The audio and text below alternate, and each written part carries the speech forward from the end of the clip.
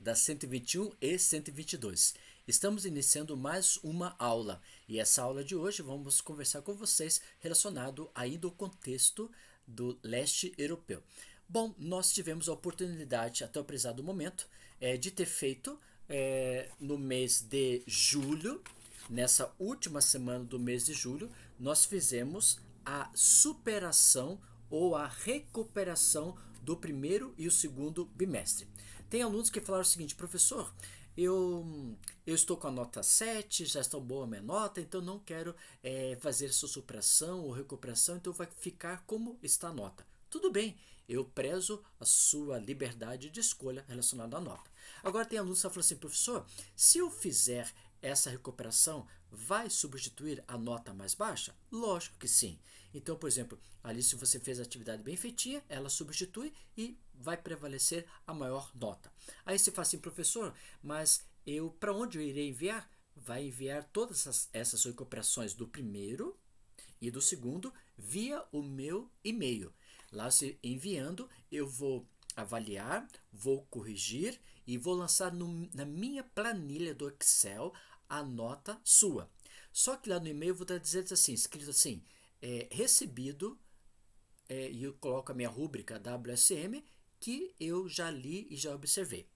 Agora, na matéria de geografia, vou falar outra vez, na matéria de geografia, nós fizemos um acordo que até o dia 19, que você pode observar, até o dia 19 é a data para a gente verificar, observar as atividades relacionadas à superação e à recuperação. Então, até essa data, você pode enviar a sua recuperação. Por quê? Depois, a partir do dia 19, fechamos todo o sistema, porque no dia 24 de agosto, a Secretaria Escolar do CCE Bom Retiro, ela vai emitir um novo boletim relacionado às notas do primeiro e do segundo bimestre. Aí você fala assim: professor, as notas não foram mexidas? Ainda não foram mexidas. Vai ser a partir do dia 24 de agosto que a secretaria vai arrumar todas essas notas. Se você tiver dúvidas, é só enviar o e-mail que eu vou responder para você e assim por diante. Bom, nessa semana do dia 3 até o dia 7, nós estudamos com vocês sobre o capitalismo. Estudamos então, por exemplo, o que é capitalismo, né, nos aspectos territoriais do módulo número 1 da apostila número 3. Aí nós estudamos, por exemplo, o conceito de demografia, estudamos sobre o sistema feudal, isso no prisma geografia. Não aprofundamos um assunto de história, nem de filosofia e nem de sociologia. Nós fomos pegando essas disciplinas auxiliares para entender esse conteúdo que nós estamos estudando com vocês na apostila. Aí falamos sobre o sistema feudalismo, sobre a Idade Média, sobre a participação da Igreja Católica, que foi estudada nesse contexto. Falamos sobre Max Weber, né? Falamos sobre Karl Marx, falamos sobre o mercantilismo, sobre a estrutura formada do sistema chamado capitalismo, né? Noutra aula, nós estudamos na página número 4, relacionado à questão, por exemplo, das características do socialismo. Quais são as principais características do socialismo? O que ela propôs? Quais foram as ideias propostas pelo sistema para colocar em prática? Se só foi teoria, se foi praticidade, nós estudamos esse contexto e conversamos. Também na página número 5, já, nós falamos sobre o modelo socialista que foi colocado em prática. Aí falamos sobre alguns atores, falamos sobre o Pacto de Varsóvia, falamos sobre a OTAN, isso tudo na sua apostila. Falamos sobre Mikhail Gorbachev, falamos sobre Glasnost, Perestroika.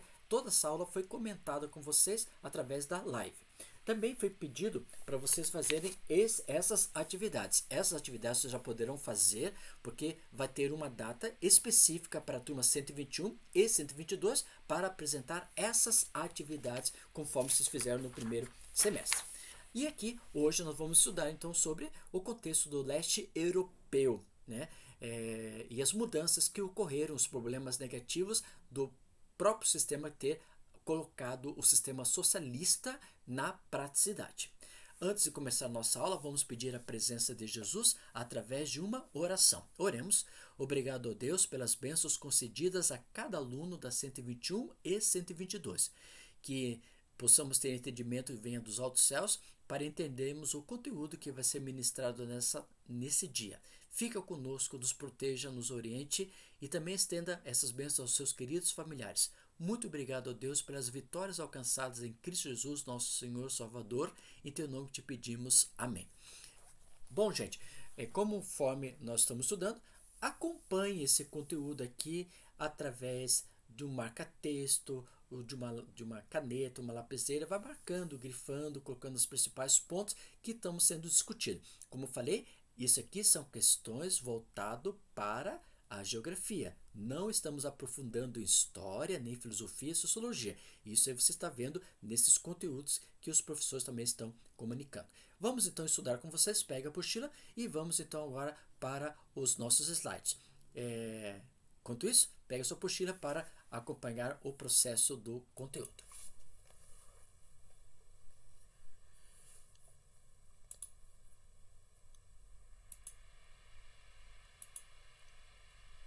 Então, nós temos na semana do dia 10 a 13 de agosto, na apostila número 3, na página 9 a página 15, e vamos estudar então a segunda parte, porque a primeira parte foi a live que nós fizemos, que foi na segunda-feira, que estudamos o modelo socialista soviético da página número 4, 5, 6, 7, 8 e 9.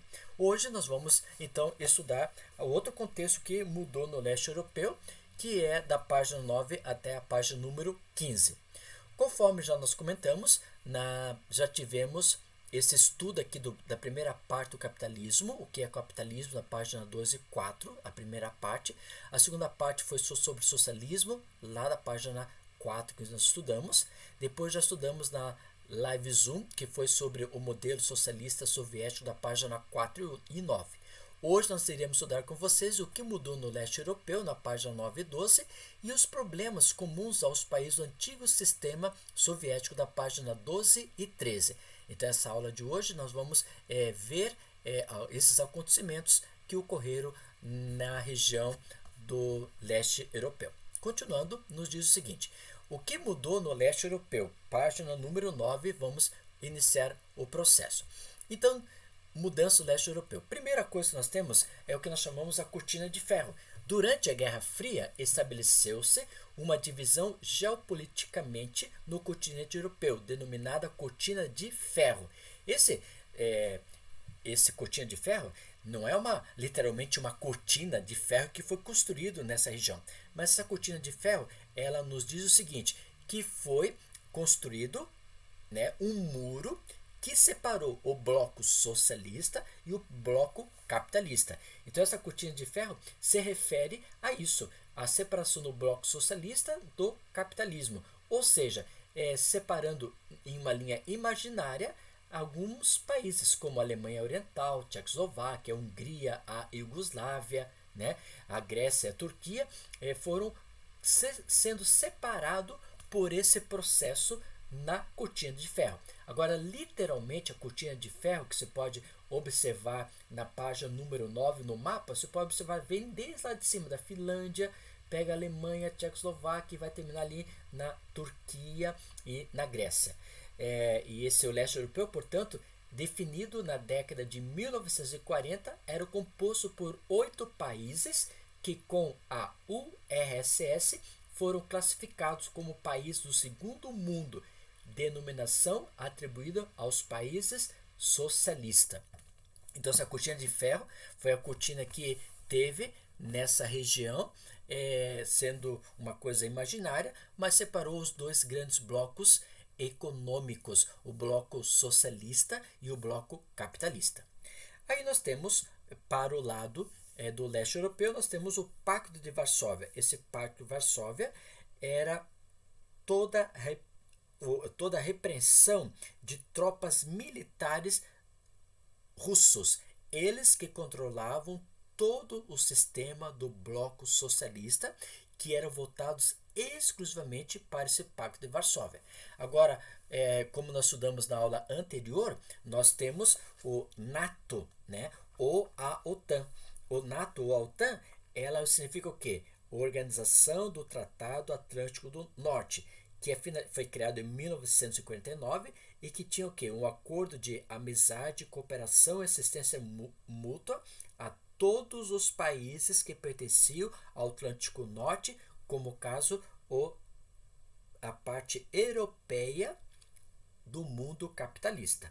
Agora, esse bloco de Pacto de Varsóvia, criado em 1955, ela tinha a finalidade do quê? De cunho militar, proteger, defender todos os países que pertenciam ao grupo socialista, né? E com isso, esse Pacto de Varsóvia, ela teve uma grande estrutura protegendo esses 8 países, conforme está na página número 9, na primeira coluna, e também os países que faziam parte da URSS. E o Exército Vermelho, né? O Exército Vermelho seria o quê? Dentro do Pacto de Varsóvia, esse Pacto de Varsóvia tinha o quê? Tropas militares. E essas tropas militares, elas defendiam todos os países que faziam parte do bloco socialista. E pelas forças militares da União Soviética, conhecido como Exército Vermelho. Então, esse Exército Vermelho nós chamamos o quê? As forças militares que protegiam os países que faziam parte do contexto do bloco socialista, ou chamado leste europeu. Agora, alguns países, eles tiveram que sair, aos poucos eles foram saindo da estrutura do leste europeu, porque na teoria o sistema socialista, conforme estudamos na questão da geografia, na teoria ela funciona muito bem, mas na praticidade você pode observar que países não foram colocados, é chamado de utopia, colocar, por exemplo, alguns princípios estabelecidos para o socialismo. E alguns desses 8 países do leste europeu, eles começaram aos poucos transitar a saída do sistema socialista para o mundo globalizado. E nós podemos observar que isso foi no período da década de 1950 a 1960 na Europa Oriental. Em 1956, a Hungria deparou-se com a reivindicação de um sistema político mais democrático. Esse foi um país mais fácil, vamos colocar entre aspas, mais fácil de sair do sistema socialista para ir para o mundo globalizado, um mundo que se falar, um mundo mais democrático. Então, em 56, romperam com o sistema do bloco socialista. Agora, em 1968, a antiga Tchecoslováquia também enfrentou um movimento contra o socialismo que ficou conhecido como a Primavera de Praga.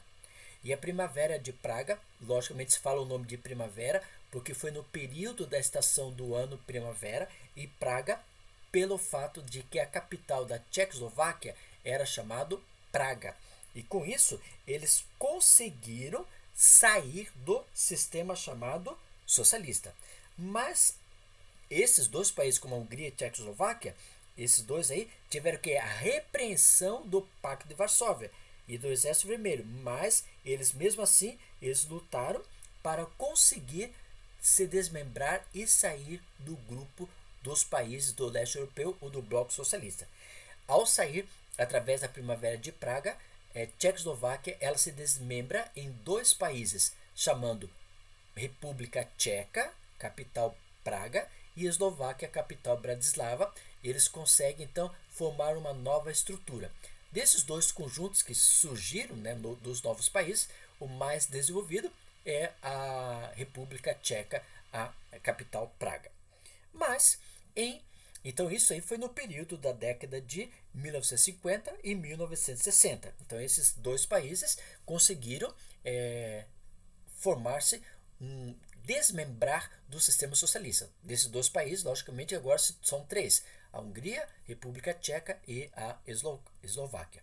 Agora, em 1980, na Polônia, os trabalhadores das minas de carvão da Silésia e dos estaleiros de Gdansk, no Mar Báltico, entraram em greve por uma força sindical livre do Estado. Esse movimento ele foi sendo aumentando cada vez mais na estrutura da Polônia e eles deram o nome de Sindicato de Solidariedade e liderado pelo Wałęsa.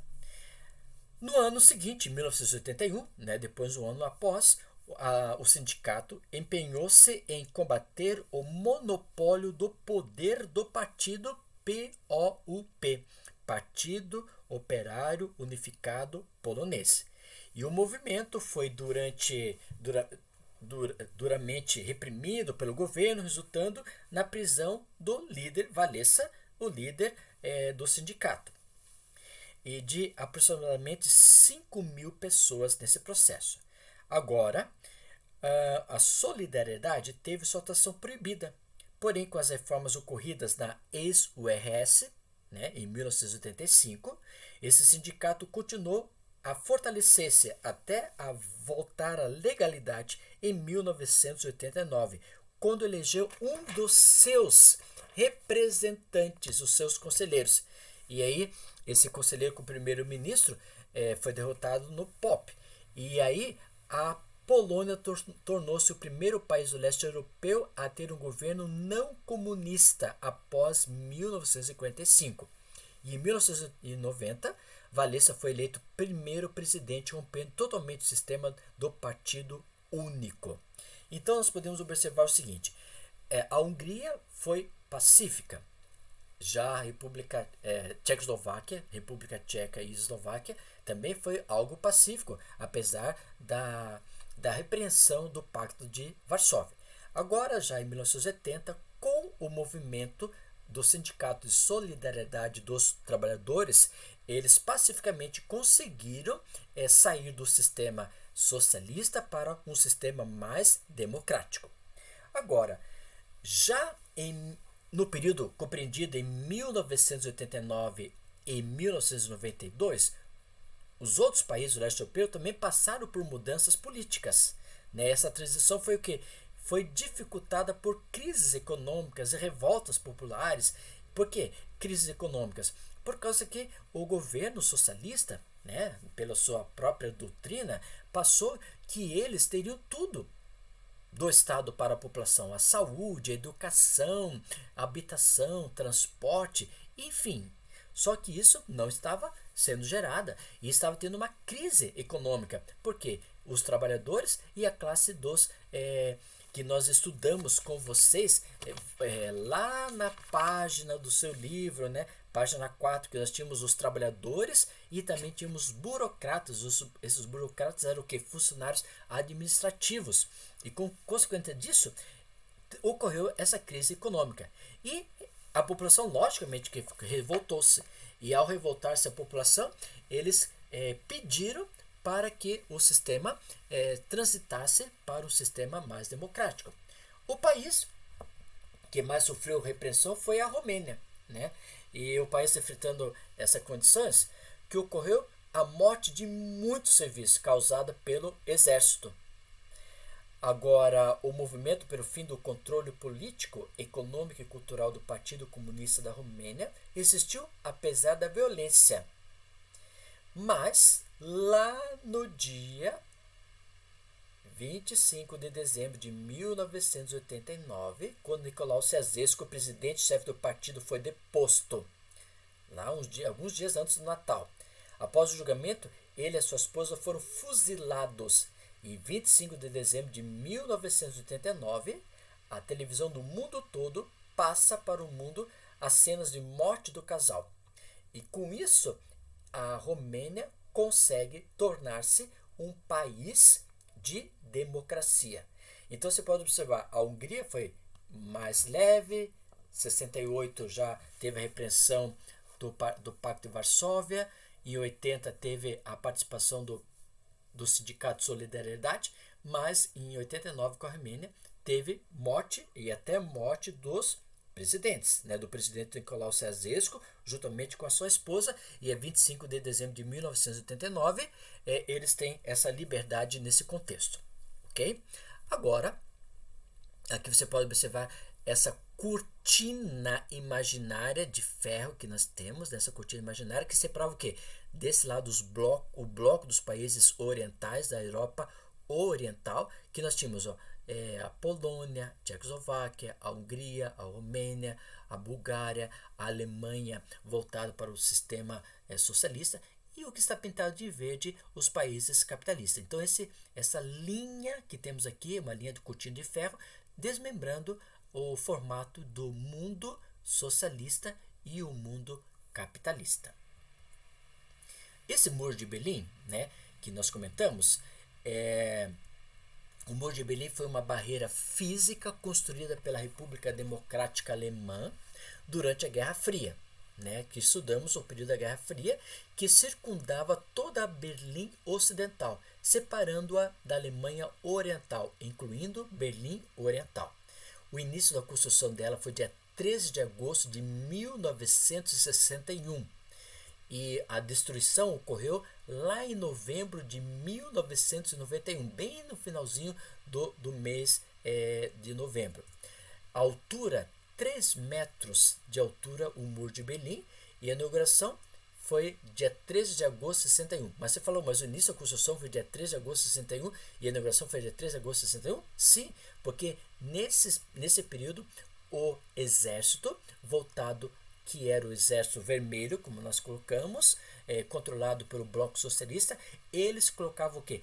Exército, cachorros, colocavam barricadas, tanques de guerra, para separar um lado do outro. Por isso que foi falado de inauguração em 61.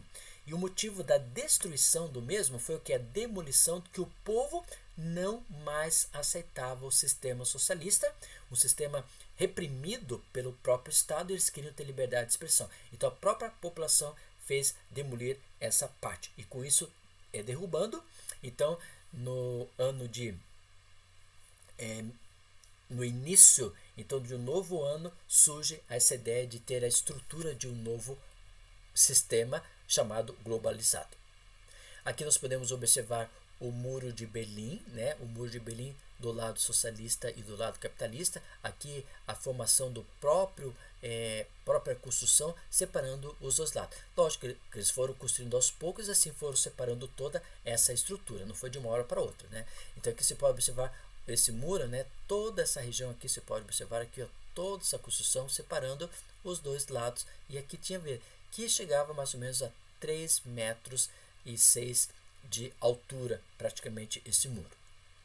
Logicamente aqui no dia da demolição, próprios oficiais, né, ou pessoas civis começaram a destruir aos poucos e derrubar essas barreiras, voltando para o sistema que foi proposto pelo sistema socialista e voltando para o sistema capitalista. Agora, na parte da página número 10, nós temos a fragmentação da Iugoslávia. Esse foi o pior de todos. Entre todos os confrontos civis, o mais violento desenvolveu-se aonde? Na Iugoslávia.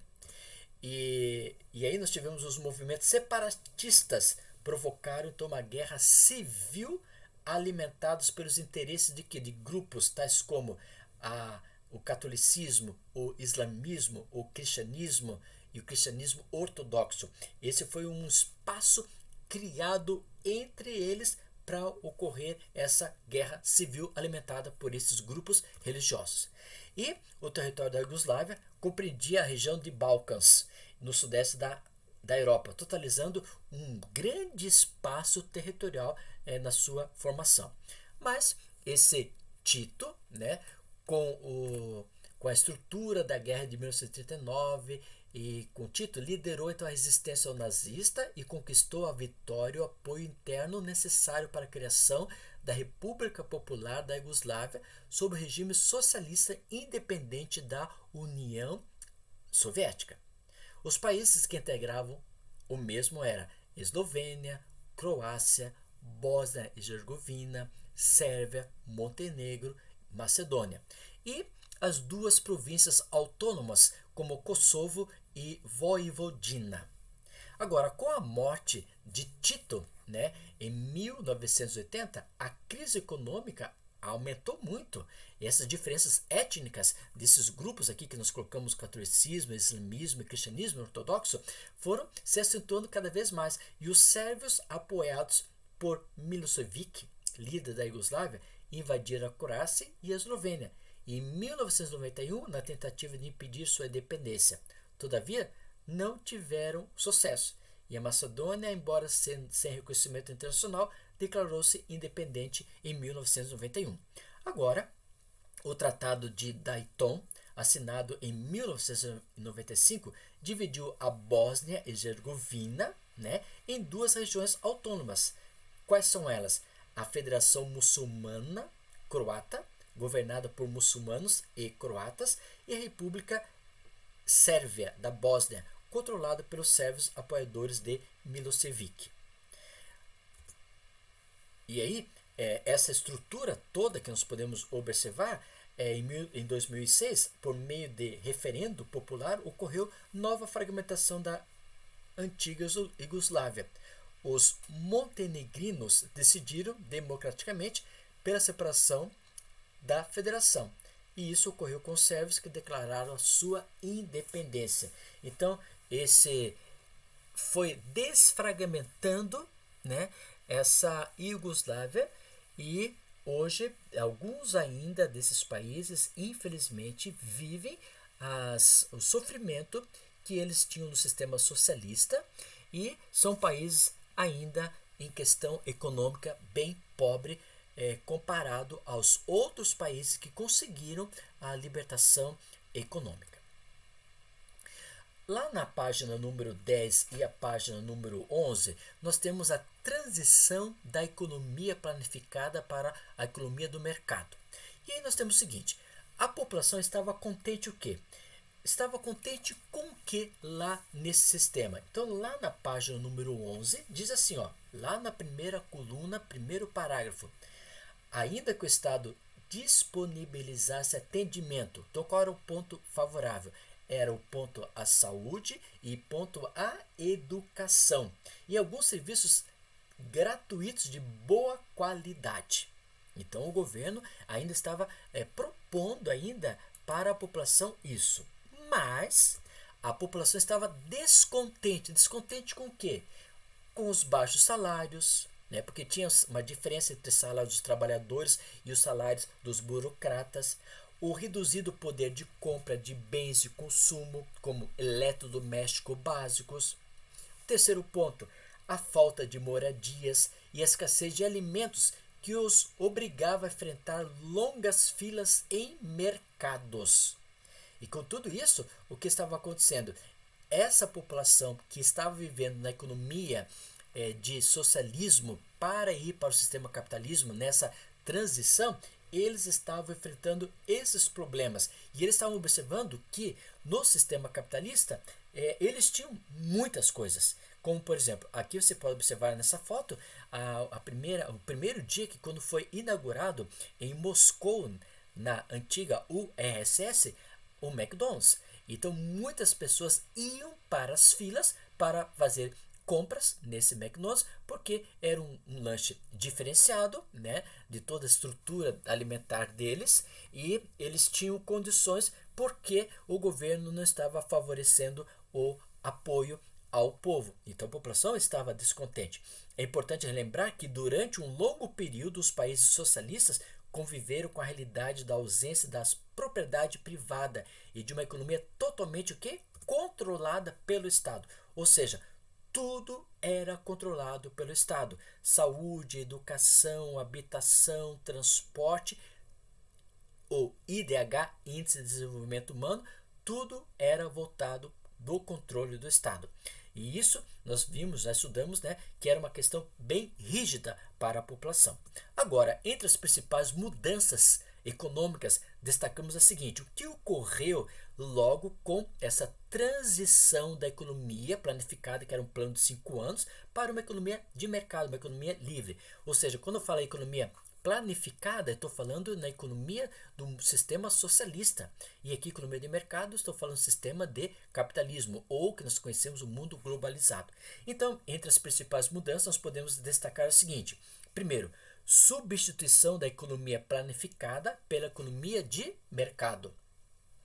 Outro, aquisição de propriedades privadas, ou seja, aquilo que eles eram donos, eles gostariam de retomar o mesmo processo, porque você sabe quando o sistema socialista entrou, o Estado ele pegou tudo para eles, ou seja, todas as propriedades não eram mais das pessoas, e sim era do Estado. Então, entre as principais mudanças, a população pôde rever aquilo que tinha sido perdido. Lógico, não foi assim de uma hora para outra, mas foi aos poucos foram conseguindo. Terceiro, abertura ao investimento de capitais estrangeiros e integração de empresas estatais a empresas estrangeiras. Aí você pode observar, né, que uma das empresas estrangeiras, como o McDonald's, é uma empresa norte-americana do mundo capitalista, é o símbolo do mundo capitalista, e ela já entrou lá dentro como sendo, por exemplo, uma abertura do sistema para o mundo capitalista. E isso foi gerando o quê? Um contentamento da população da economia planificada para a economia de mercado. Agora, lá na página número 11, você pode observar alguns pontos tais como: por se tratar de países com índices diferenciados de desenvolvimento industrial, a reação às mudanças também segue padrões específicos e pode ser classificada em 3 grandes grupos.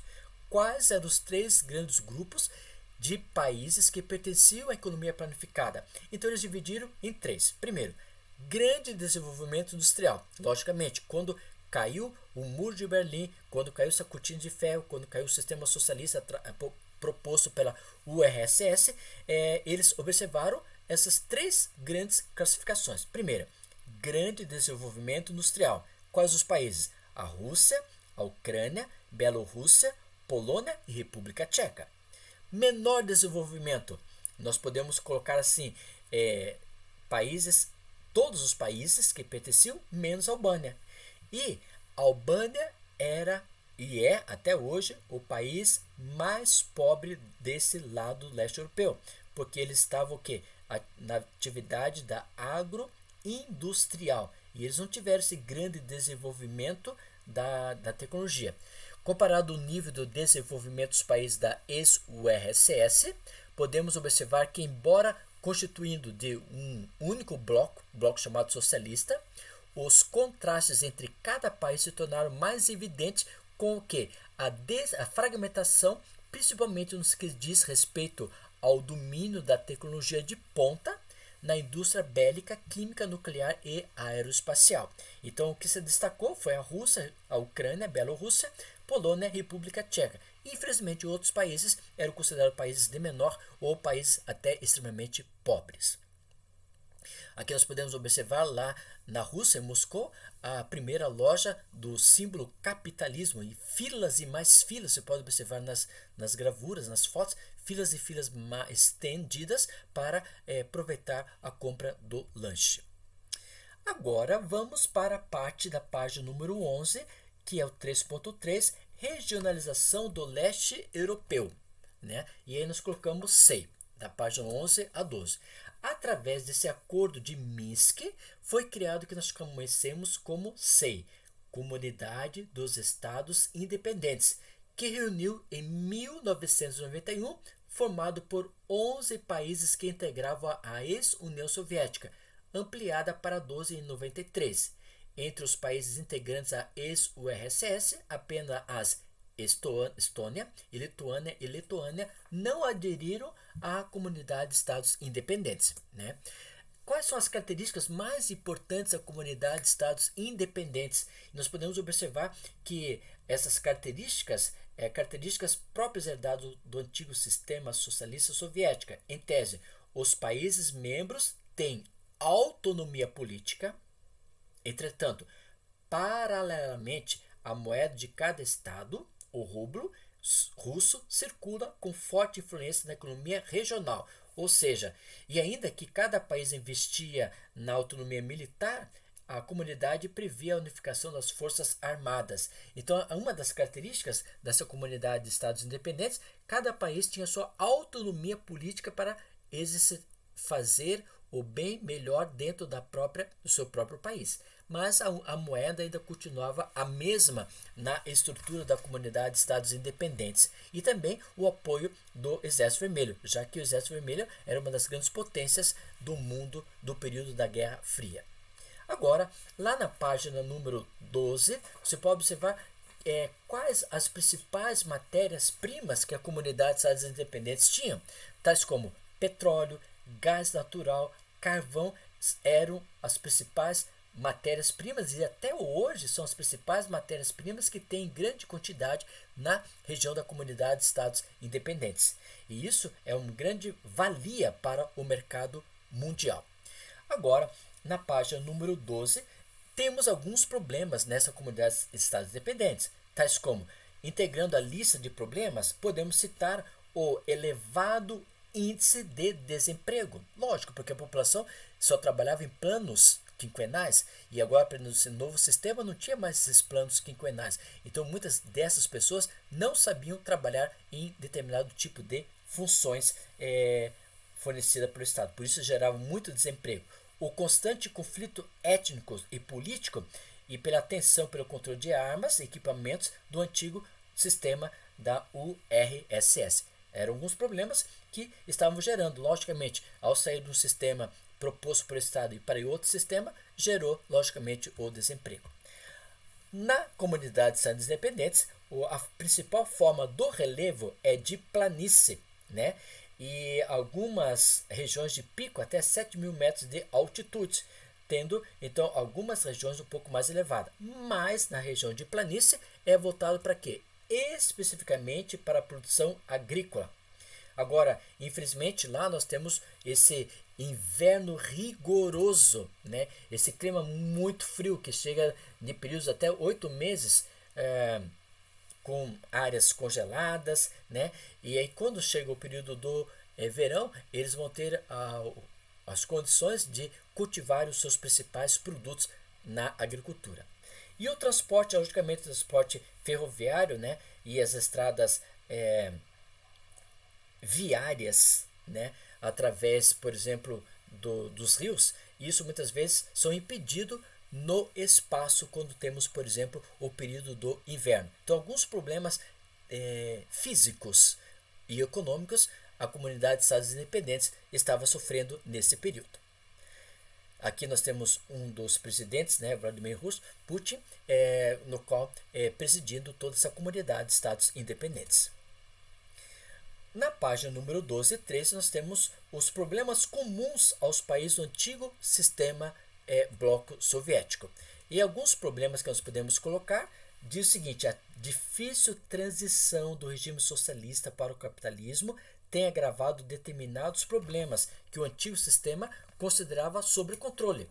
Quais eram elas? A estrutura econômica desses países não estava preparada para essa mudança do sistema socialista para o mundo chamado globalizado, gerando, por exemplo, mão de obra de pequena porção, elevadas taxas de desemprego, subemprego e até o problema da emigração.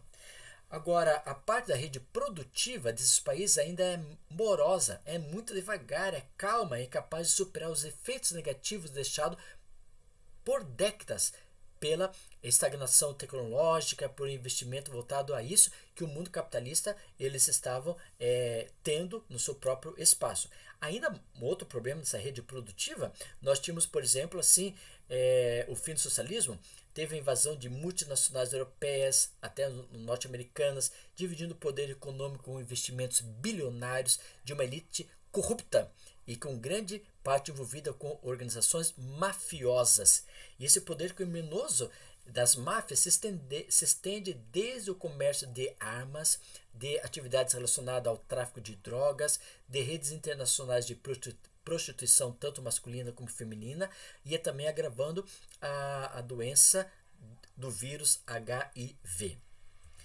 Comércio legal, né, praticado por mafiosos para aquisição de diversos produtos não encontrados no seu território, como sapatos, discos de música norte-americanos e outros mais, e isso formava então esse comércio ilegal entre os países que pertenciam ao próprio sistema. E esse crime organizado, muitas vezes a Armênia, que no passado chegou a ser um centro de desenvolvimento tecnológico, passou a ser controlada pelo crime organizado, que tem deixado a maior parte da população sem acesso até à energia elétrica.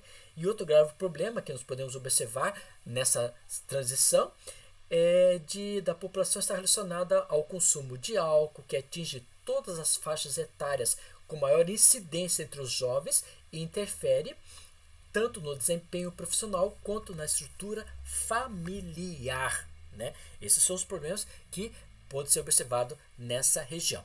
Logicamente, essa página número 13, 14 e 15 você irá fazer, mas vai ter a data para apresentar conforme o quadro. E essa data para a turma 122 no dia 24 de agosto e a turma 121 para o dia 25 de agosto, a entrega desses conteúdos na plataforma do Eclass, né? Próxima aula nós vamos falar sobre o socialismo em alguns países ainda que temos, né? Como por exemplo na Coreia do Norte, na questão do socialismo da China, e tem alguns países do mundo que também aderiram a essa formação desse bloco que era da antiga URSS. A China aderiu isso, a Coreia do Norte também aderiu, então nós vamos ver com vocês quais são os principais pontos que ainda eles estão trabalhando nesse sistema chamado socialista, né? Essa atividade que eu falei para você, você pode fazer, mas vai ter a data como 24 para a turma 122 e 25 para a turma 121 para postar na plataforma do Eclass para ter a atividade diagnóstica validada para esse mês de agosto. O assunto foi extenso porque é um contexto bem maior, mas você, através da matéria de história, você também tem condições de gravar um pouco mais sobre essa questão. Nós levantamos questões geopolíticas relacionadas a esses países que sofreram a transição do sistema planificado para o sistema de mercado livre. Muito obrigado pela sua atenção, vamos orar. Obrigado a Deus pelas bênçãos concedidas a nós até o presente momento. Esteja com cada aluno 121 e 122, abençoando, protegendo e guiando, que eles possam sempre ter a tua paz, teu amor, teu carinho. Estenda ao Senhor essas bênçãos aos seus queridos familiares, em teu nome que te pedimos, em Jesus Cristo, nosso Salvador. Amém. Gente, muito obrigado e até o próximo assunto sobre o contexto da China e a Coreia do Norte. Que Deus possa abençoar a cada um de vocês. Até a próxima aula. Tchau, tchau.